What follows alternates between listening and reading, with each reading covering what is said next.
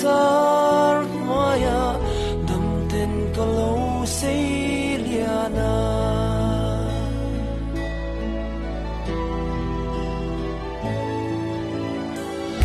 khovel hau sak na le san na te khovel ro puina chun min han lo ma sela min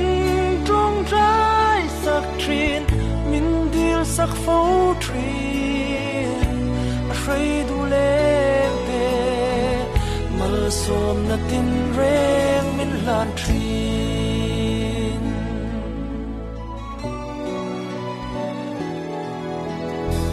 chung kwa nu ruat lo ni chun ne mi hrei choi tu reng an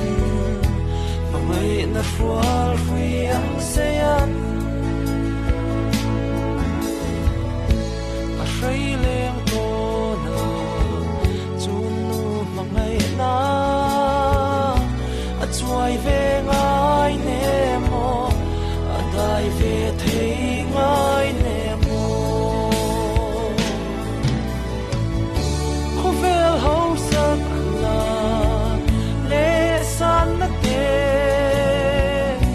khovel ro puina chun min han lo ma sela min trong trai sak trin min dil sak fo trin a hrei du le te mal som na tin reng min la trin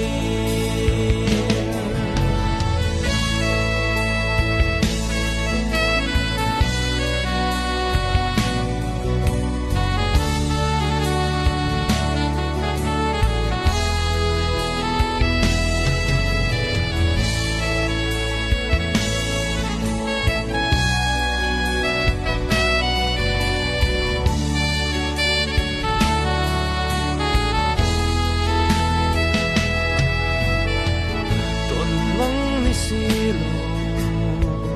chun ne min fam min chan san ta ri sang mual min liam san ta kan phal thei mo iliam mai tu hi tu nge mo trong traya min dil sak trin ta